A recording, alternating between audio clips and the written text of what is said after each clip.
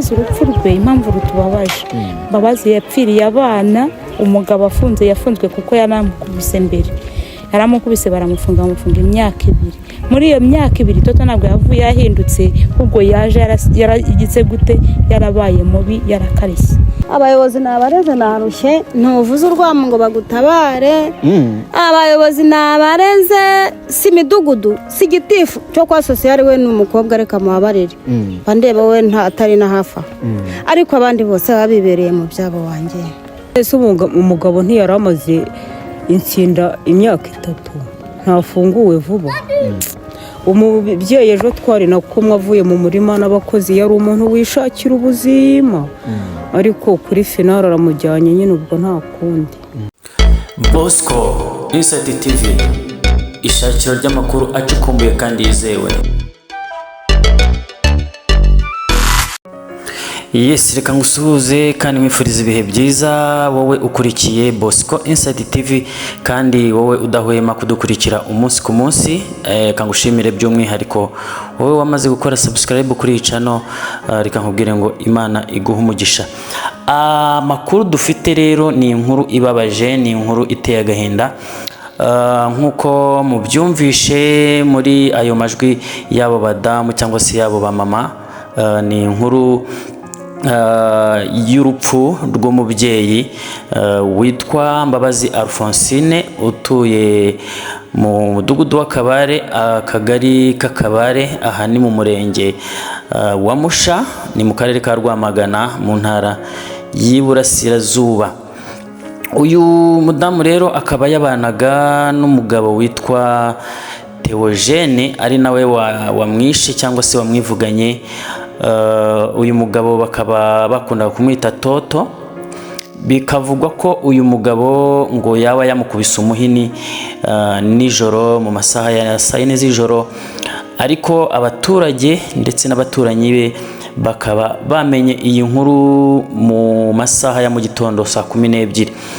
Uyu mugabo rero ngo akaba yamukubise uwo muhini, ariko bivugwa ko n'ubushize cyangwa se mu gihe gishize yari bigeze n'ubundi kurwana, amukubita ngo majagu mu mutwe, nabwo aramukomeretsa ndetse bimuviramo igifungo cy'imyaka igera muri 3 yaramaze insinda. Bikavugwa ko rero ngo n'ubundi hari hashize igihe gitoya avuye muri gereza, ubwo yarafunzwe hariya muri gereza insinda, n'ubundi biturutse ku makimbirane bari basanzwe bafitanye, ariko bivugwa ko ngo yaba ari amakimbirane aturuka ku mitungo ndetse no kuba umugabo ashobora kuba yafuhiraga cyane uyu mugore. Hanyuma rero byatangiye ngo gute, nibwo ngo uyu nyakwigendera Alphonsine yaje kuva ku centre cyangwa se haraho yaravuye mu isaha ya nijoro, nuko ngo aza gusanga umugabo ndetse n'abana. Mbibutse ko bari bafitanye abana 3. Hanyuma uyu mudamu nyakwigendera ngo asanga umugabo mu rugo, arakomanga, umugabo ngo aza gukingura, ariko ngo uyu mugabo aza gukingirana abana akubita uyu mugore. Ubwo rero barimo barwana, uyu mugore yaje kwiruka ndetse arahunga. Amaze guhunga ngo umugabo asubira mu rugo, ubwo yari arimo yica cyangwa se arimo akubita urugi aho yari yafungiranye abana. Uyu mugore ngo yaje kugaruka mu rugo agira ngo wenda atabara abana, kuko ngo yabonaga ko uyu mugabo yari afite umujinya w'umuranduranzuzi, akeka ko wenda yaba agiye kwica abo bana. Hanyuma umugore ngo yagarutse asa nkuza kureba abana, umugabo yongera kumwirukankana, ngo amukubita umuhini mu nkovu, n'ubundi yari yaramukubisemo majagu mu gihe cyashize. Uyu mugore rero nta kindi cyabaye, yahise agwa mu marembo, ariko ngo ntihagira ubimenya, yaba mu baturanyi ndetse n'aba bana aho bari bafungiranye mu nzu, ntago bigeze bamenya ko uyu nyakwigendera yaje gupfira aho ngaho.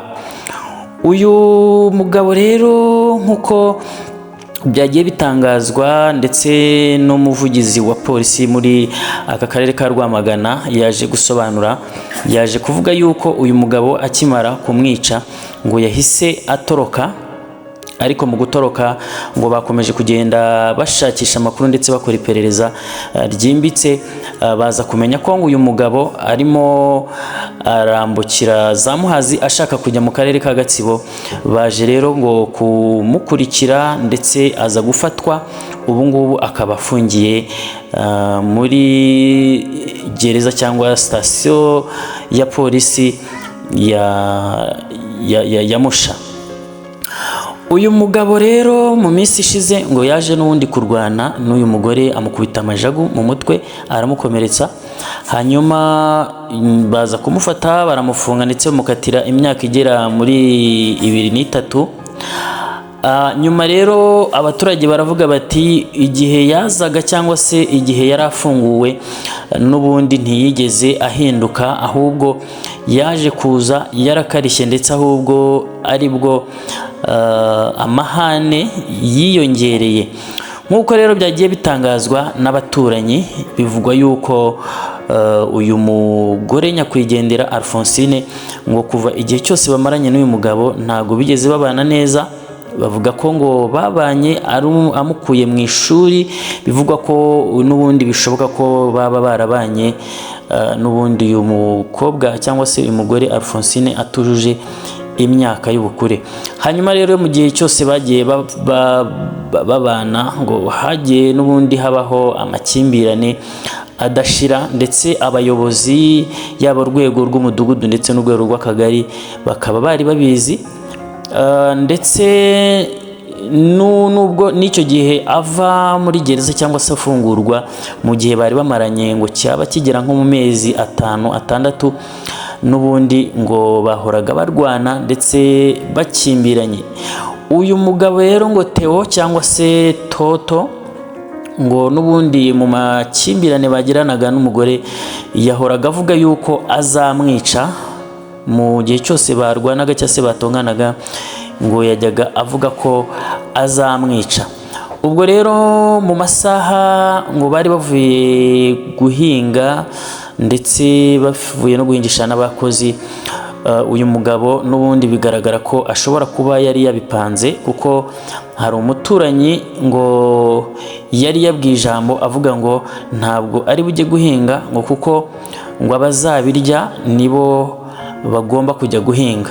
So bivuze ko rero uyu mugabo n'ubundi icyo kintu yari akimaranye iminsi, ariko nanone bamwe bakavuga bati ubuyobozi, yaba ubuyobozi bw'umudugudu cyangwa se bw'akagari, ibi bintu bwakabaye bwarabyinjiyemo mbere hose, kuko igihe cyose bakimbiranaga abaturage bahururaga ndetse n'inzego z'umudugudu cyangwa se inzego z'umutekano muri uyu mudugudu zikaba zajyaga zihagera ndetse zigahosha iyo ntambara, ariko n'ubundi ngo byari ibintu bihoraho.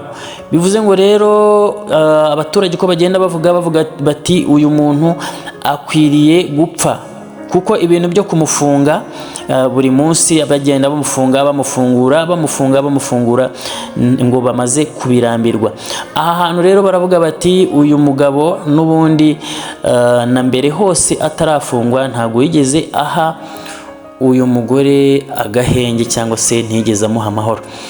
Ahangaha rero uyu mugabo sinzi, wenda turakomeza tugende tumenya amakuru y'ibiri bumukorerwe cyangwa se tugenda tumenya ibyiburana ndetse no gufungwa kwiwe, ariko abantu bakavuga bati ibi bintu ntabwo ari ibintu bikwiriye, ndetse niba umuntu akoze icyaha agafungwa akongera akagaruka akongera akagikora agafungwa, aho bigeze birarambiranye. Uyu muntu nawe yakabaye apfa nk'uko yica abandi. Ibyacu nakagaruka rero, reka iyi nkuru tuyisoreza ahangaha. Dushimire mwe mukomeje gukurikira Bosco Insight TV ndetse namwe mutarakora subscribe wareba munsi y'iyi video ukareba ijambo ryanditseho subscribe ugakanda kukazogera kugira ngo inkuru zacu ubwo tuzaza tuzishyiraho ujye uzibona mu bambere. Ukande kuri like na gapfunsi gahari, ndetse ibiganiro byacu niba bikunyura cyangwa se ubikunze reka usharinge ku nshuti zawe. Ibyacu rero nakagaruka, reka mbifurize ibihe byiza. Ciao ciao.